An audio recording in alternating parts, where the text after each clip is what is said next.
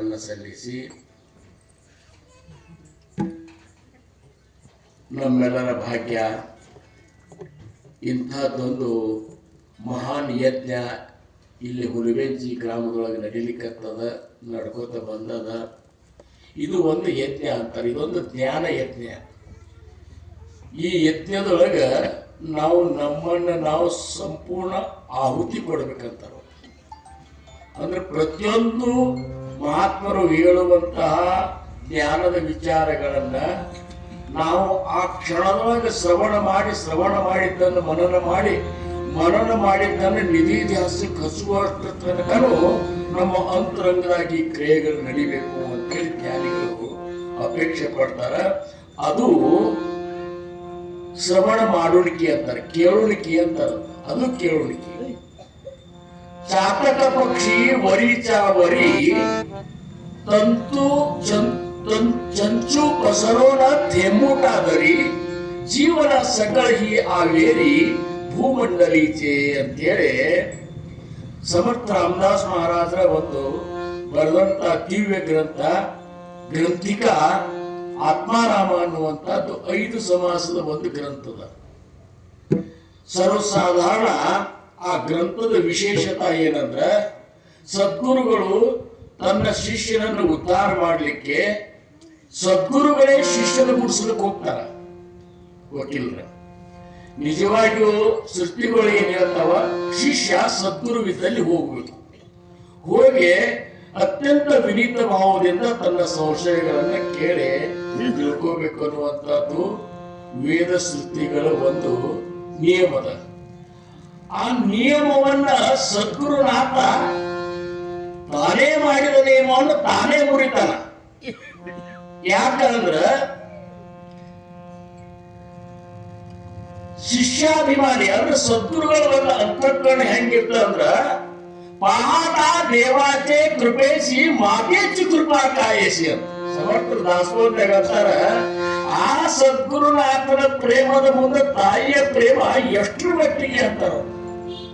ಅಂದ್ರ ತಾಯಿ ನಮ್ಮ ಜೀವನದೊಳಗೆ ಎಲ್ಲದಕ್ಕಿಂತ ಹೆಚ್ಚು ಪ್ರೇಮ ಮಾಡಕ್ಕೆ ಅಂದ್ರೆ ತಾಯಿನೇ. ನಮಗಾಗಿ ಎಲ್ಲದಕ್ಕಿಂತ ಹೆಚ್ಚು ತ್ಯಾಗ ಮಾಡಕ್ಕೆ ಅಂದ್ರೂ ತಾಯಿನೇ.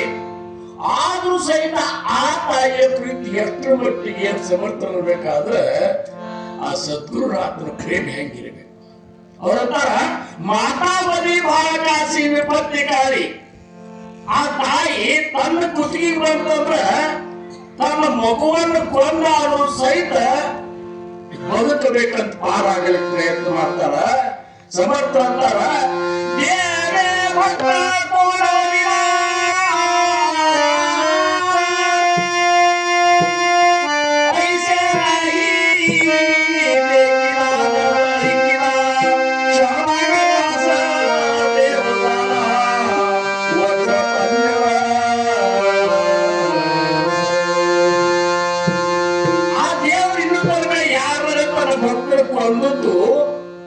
ಯಾರು ನೋಡಿಲ್ಲ, ಕೇಳಿಲ್ಲ.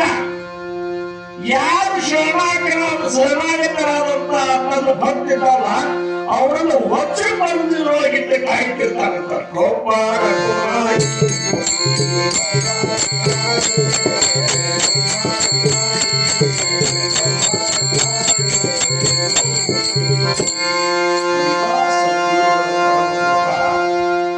ಸದ್ಗುರುಗಳ ಕೃಪಾ ಆಗುದು ಸಹಜಿಕಲ್ಲ. ಇಷ್ಟು ಕೈ ಮಾಡಿದ ಮಾತ್ರಕ್ಕೆ ಗುರು ಕೃಪಾ ಅಂತ ತಿಳ್ಕುವಂತ ತಪ್ಪ ಮತ್ತೆ ಯಾವುದೂ ಅಲ್ಲ. ಗುರು ಕೃಪಾ ಅಂದ್ರೆ ಏನು? ನಮ್ಮ ಸಂಗನಗೌಡರು ಸಾಕಷ್ಟು ಬಿಡಿಸಿ ಹೇಳ್ತಾರೆ, ಗುರು ಸಂತೋಷಗೊಳ್ಳೋದಕ್ಕೆ ಕೃಪಾ, ಸದ್ಗುರುನಾಥ ಸಂತೋಷಗೊಳ್ಳಬೇಕು. ಎದಕ್ಕ?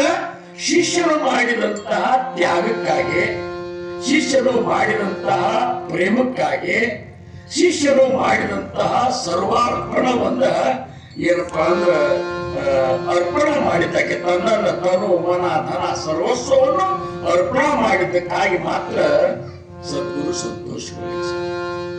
ಇವತ್ತಿನ ದಿವಸ ಸರ್ವಸಾಧಾರಣ ಎಷ್ಟು ವರ್ಷ ಆಗಿರ್ಬೇಕು ಅನ್ನುವಂಥದ್ದು ನಮ್ಗೆ ಗೊತ್ತಿರ್ಲಿಕ್ಕಿಲ್ಲ. ಆದ್ರೆ ಜಟ್ಟಪ್ಪ ಗೌಡರು ಇದ್ದಾಗ ಈ ಸಪ್ತಾಹ ಆವಾಗೂ ನಾವು ಬಂದಿದ್ದೆವು. ಈ ನಡು ಎಷ್ಟು ದಿವಸದ ಮೇಲೆ ಬಂದಿರಲ್ರಿ ನೀವು ಅಂತ ನಿಮಗೆ ಅನಿಸಿರ್ಬೇಕು, ಆಶ್ಚರ್ಯ ಅನಿಸಿರ್ಬೇಕು. ವಾಸ್ತವಿಕವಾಗಿ ವಿಚಾರ ಮಾಡಿದಾಗ ಸತ್ತಾಕ್ ಬರೋರು ನಾವಲ್ಲ, ಬಂದಿಲ್ಲಿ ಹೇಳೋರು ನಾವಲ್ಲ, ಹೇಳುವ ಒಂದು ಕ್ರಿಯೆನೂ ನಮ್ಮದಲ್ಲ. ಪ್ರತಿಯೊಂದಕ್ಕೂ ಸದ್ಗುರುಗಳ ಪ್ರೇರಣಾ ಅನ್ನುವಂಥದ್ದು.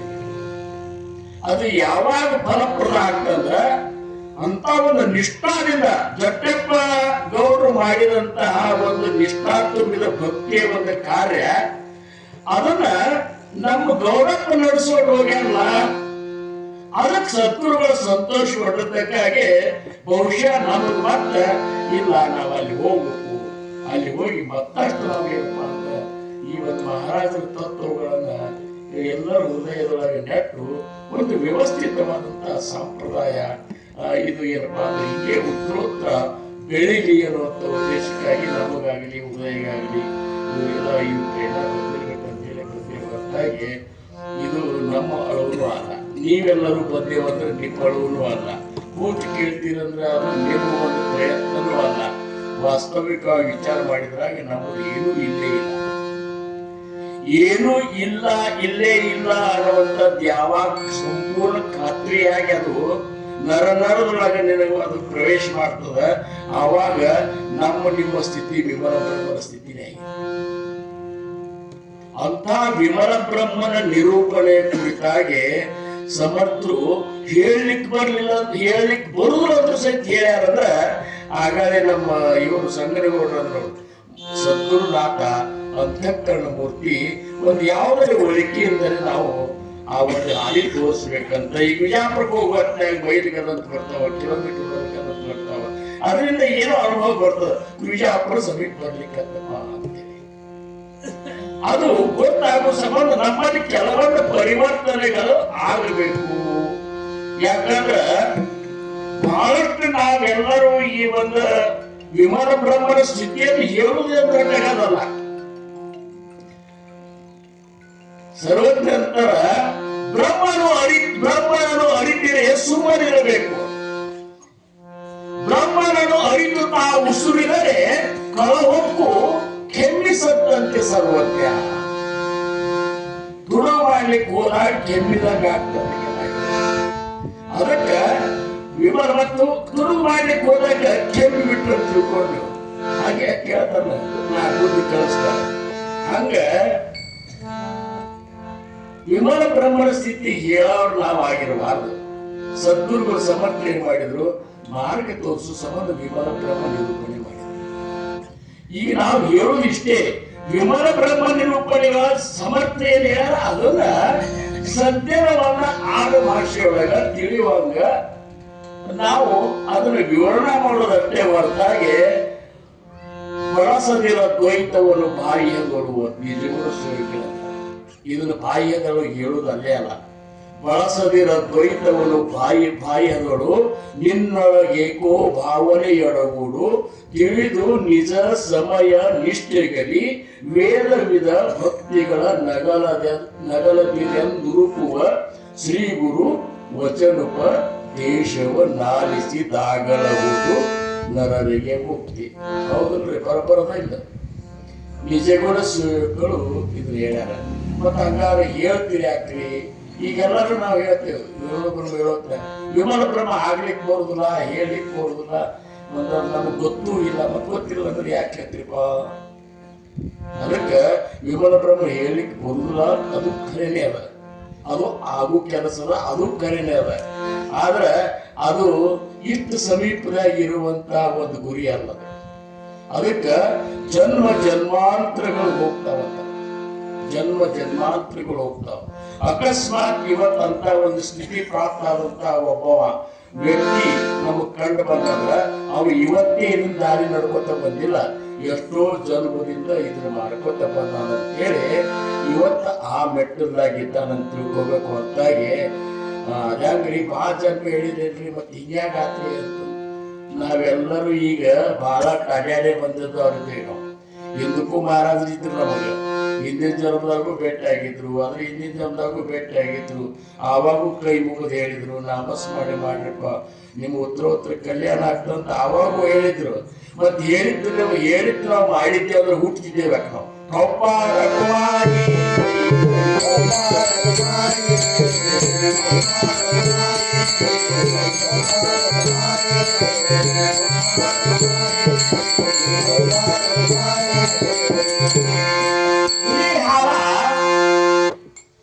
ಹಿಡ್ಕೊಂಡು ಬರ್ಬೇಕಾಗ್ತಂದ್ರ ಈ ನಮ್ಮ ಮನ್ಯಾಗ ಪಾತ್ರೆಗಳು ನಡೀದಿಲ್ಲ. ನಮ್ಮ ಮನ್ಯಾಗ ಬಂದೋಬಸ್ತ್ ಅದಕ್ಕೆ ಏನ್ ಬೇಕಂದ್ರೆ ಬಂಗಾರದ ಪಾತ್ರೆನೇ ಬೇಕು.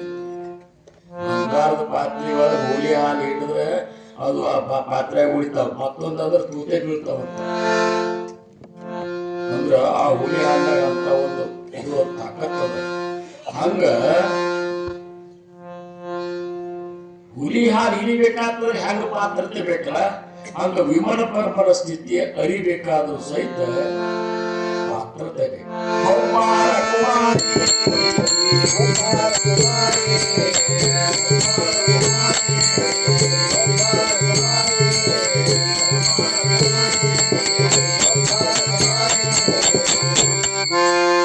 ಅದು ಪಾತ್ರತೆ ಬಗ್ಗೆ ಸಮರ್ಥ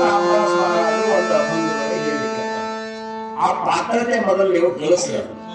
ಅದಕ್ಕೆ ನೀವು ಏನೇನ್ ಮಾಡ್ಕೋಬೇಕು, ಏನ್ ತಯಾರಿ ಬೇಕು ಅನ್ನುವಂಥದ್ದು ನಿಮಗೆ ಹೇಳ್ತೀರಿ. ಆದ್ರ ಮಾತ್ರ ನೀವು ವಿವರ ಬಗ್ಗೆ ವಿಚಾರ ಮಾಡಿ. ಇಲ್ಲಿಕ್ಕಂದ್ರ ಸುಮ್ ಧ್ಯಾನ ಮಾಡಿ.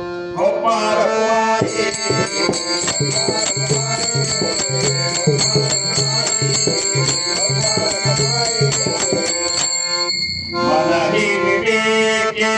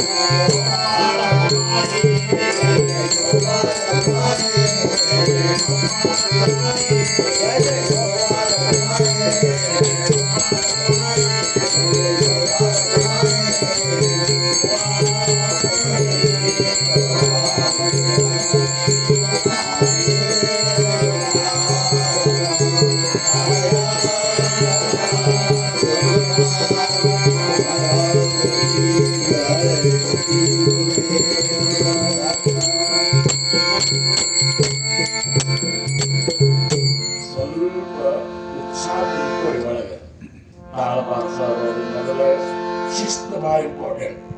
ಚಟ್ಟದ ಕೂಡಿ ಮನಸ್ಸು ಒಟ್ಟು ತಾಳಬಾರದು. ಯಾಕಂದ್ರೆ ಇದು ನಡೆದದ್ದು ಮಹಾರಾಜರ ಒಂದು ದೊಡ್ಡ ಸಮಾನ. ಇದ್ರಾಗ ನಾವೆಲ್ಲರೂ ಹುರುಪಿನಿಂದ ಸೇವಾ ಮಾಡಿದ್ರೆ ಮಾತ್ರ ಸಮರ್ಥರಿಗೆ ಸಂತೋಷ ಆಗ್ತದೆ. ಮತ್ತೆ ಹುರುಪು ಇದ್ದೇವೆ ಅಂತಂದ್ರೆ ನಾವು ಹಂಗಾರೆ ನೀನು ನಮಗೆ ಹುರುಪು ಆಗುದು ಯಾವಾಗ ಅಂತ ಹುರುಪು ಕರ್ಕೊಂಡು ಹುರುಪಿನಾಗೆ ಇರ್ಬೇಕು ನಾವು. ಇವರು ಅಚ್ಯುತಾಸ್ರ ಒಂದು ದೃಷ್ಟಾಂತ ಸಾತ್ವಿಕರಿಗೂ ಸಿಟ್ಟು ಬರ್ತದೆ,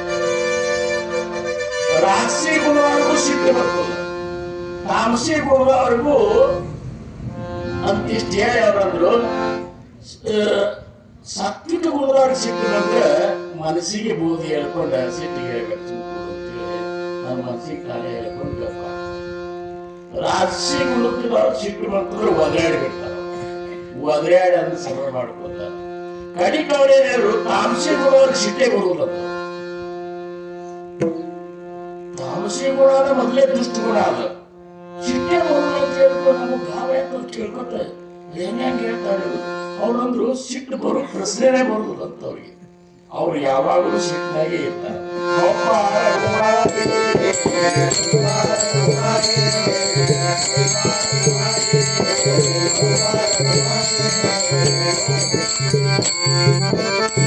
ನಾವೆಲ್ಲ ಹೆಣ್ಣು ನೋಡ್ಲಿಕ್ಕೆ ಹೋದಾಗ ಶಬ್ದ ಕೂರ್ತೇವೆ ಅಂತೇಳಿ ನಮಗೆ ಹೆಣ್ಣು ಕೊಟ್ಟಾರ.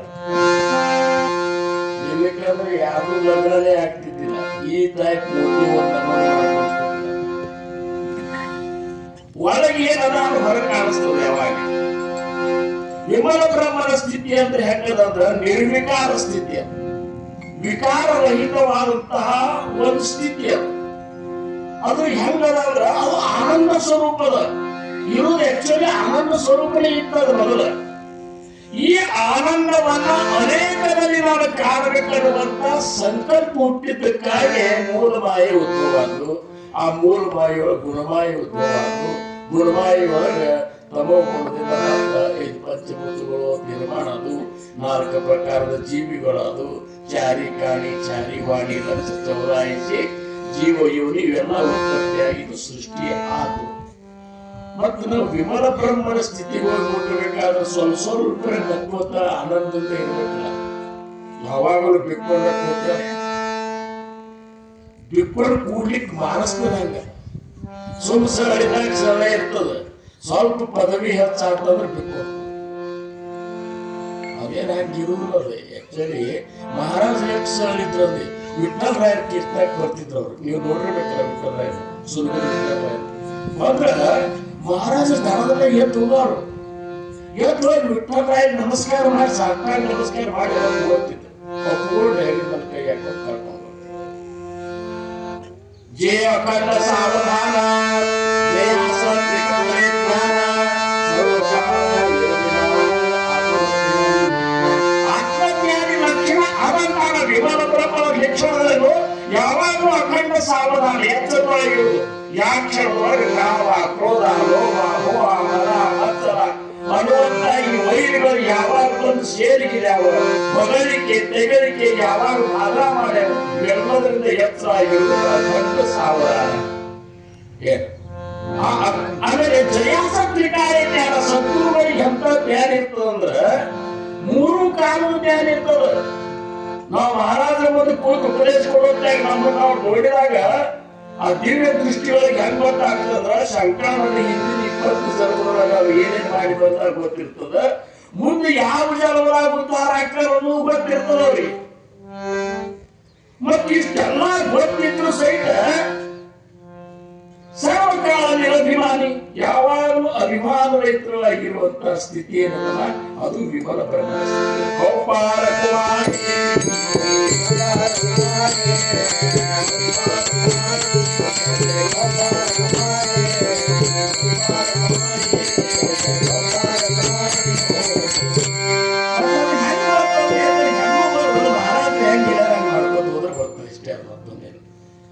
ಅವ್ರು ಹೆಂಗ್ ಹೇಳ್ಯಾರ ನಾವು ಹಂಗ ಮಾಡುವುದ. ಅವ್ರು ಹೇಳಿ ಹೋಗಿ 50 ವರ್ಷ ಆತೀಗ ಅವ್ರು ಹೇಳಿ ಹೋಗ್ಯಾರ ಅಂತೇವು. ಈಗ ನಮಗ್ ಮನಸ್ಸಿಗೆ ಬಂದಾಗ ನಾವು ಮಾಡ್ಲಿಕ್ಕಂದ್ರೆ ಆಗುದಿಲ್ಲ. ಅವ್ರು ಹೇಳಿದಂಗೆ ಮಾಡುದು. ಶ್ರೀ ಗುರು ವಚನೋಪದೇಶವನ್ನಾಲಿಸಿ ನಾಗಲವುದು ನರರಿಗೆ ಮುಕ್ತಿ ಅಂತೇಳಿ ನಿಜಗುರು ಹೇಳಲ್ಲ. ಅವ್ರು ಹೇಳಿದಾಗ ನರದ ಮುಕ್ತಿ ಆಗ್ತದ, ಇರ್ಲಿಕ್ಕಂದ್ರ ಆಗುದಿಲ್ಲ. ಅವೆಲ್ಲ ಬಹಳ ಗಂಭೀರ. ನಿಜಗುಣ ಶಾಸ್ತ್ರ ಅಂದ್ರೆ ಏನು ಬಹಳ ಗಂಭೀರ. ಈ ಕಡೆ ಎಲ್ಲ ನೋಡ್ರಿ ಇದೆಲ್ಲ ಶಾಸ್ತ್ರಗಳಿದ್ರ ಊರುಗಳು. ಇವೆಲ್ಲ ದಿವಸ ಸಂಜೆನಾಗ 4-5 ಮಂದಿ ಕೂತಿ ಶಾಸ್ತ್ರ ಚಿತ್ರ ಮಾಡ್ತಾರೆ. ನಾನು ವೀರಿಪ್ರಿ ಕಂಟ್ರೋಲ್ ಇದ್ದಾಗ ಅವ್ರ ಶಾಸ್ತ್ರ ಇದು ಮಾಡೋರು ಬರ್ತಿದ್ರು. ನಮ್ಮಲ್ಲಿ ಬಂದು 3-4 ತಾಸು ಕೂರ್ತಿದ್ರು, ಚರ್ಚೆ ಮಾಡ್ತಾರೆ. ಗೌಡ್ರೇ ಬರ್ತಿದ್ರು. ಬಂದ್ರೆ 2-3 ತಾಸು ಕೂತ್ ಬಿಡ್ತಿದ್ರು ನಮ್ಮ ಜೊತೆ. ಅಂದ್ರೆ ಏನು ಶಾಸ್ತ್ರ ಆಗ್ಯದ. ಈಗ ಅದ್ರ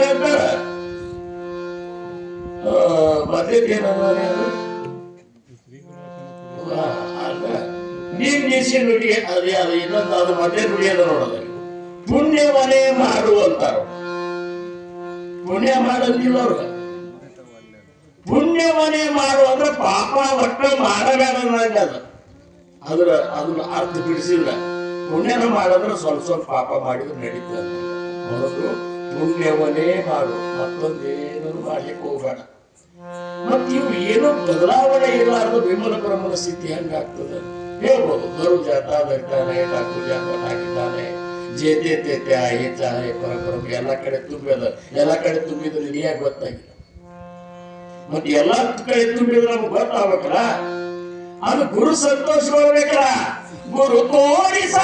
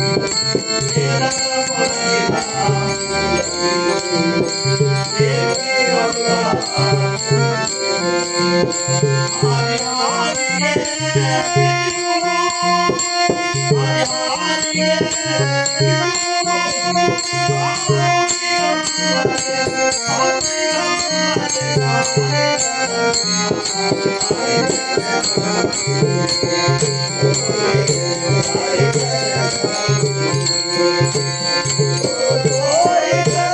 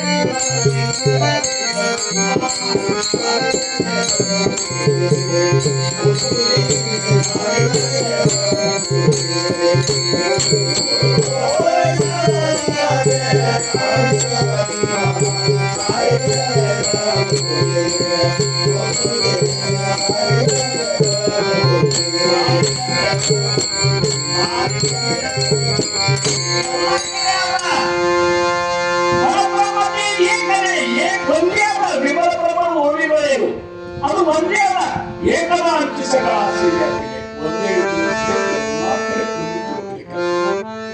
ಅಣು ರೇಣು ಕರ್ಮ ಕಾಷ್ಟ ಎಲ್ಲದನ್ನು ತುಂಬಿಟ್ಟು ಎಲ್ಲದನ್ನು ತುಂಬಿದ್ರು ನಿನಗೆ ಯಾಕೆ ಕಾಟ್ ಸ್ವಲ್ಪ ಅದ ಆ ದೃಷ್ಟಿ ನಿನಗಿನ ಗುರುನಾಥ್ ಕೊಟ್ಟಿಲ್ಲ. ವಿಮಲ ಬ್ರಹ್ಮನನ್ನ ಒಂದು ಕಾಣುವಂತ ಆ ದೃಷ್ಟಿ ಕೊಟ್ಟಿಲ್ಲ. ಬಹಳ ಅಂದ್ರೆ ಇಷ್ಟೇ ಕಂಡೀನಿ. ಸಾಮಾನ್ಯ ತುಳಿದಾಡ್ಯಾರು, ಇವರು ತುಳಿದಾಡ್ತಿದ್ರು, ಕೆಂಪಿದ್ರು, ಎತ್ತಿದ್ರು, ಬಗಲ್ ಕಸಿ ಹಂಗೆ ಹಾಕೋತಿದ್ರು, ರುಮಾಲ್ ಸುತ್ತಿದ್ರು, ಬಂದ್ರ ಹಂಗ ಅನಿಸ್ತಿದ್ರು, ಹೀಗ್ ಅವ್ರು ಹೆಂಗ್ ಅನಿಸ್ತಿದ್ರು ನಾವು ಹಂಗಿದ್ದಿಲ್ಲ. ಯಾಕಂದ್ರೆ ನಿನ್ನ ದೃಷ್ಟಿ ಹಂಗ ಕಂಡಾರ. ಅವ್ರು ಹೆಂಗಿದ್ರು ಅನ್ನುವಂತಹದ್ದು ವೇದಶಾಸ್ತ್ರಗಳಿಗೂ ಸಹಿತ ನಿಲ್ಲುತ್ತಿಲ್ಲ. ಮನೋರಿ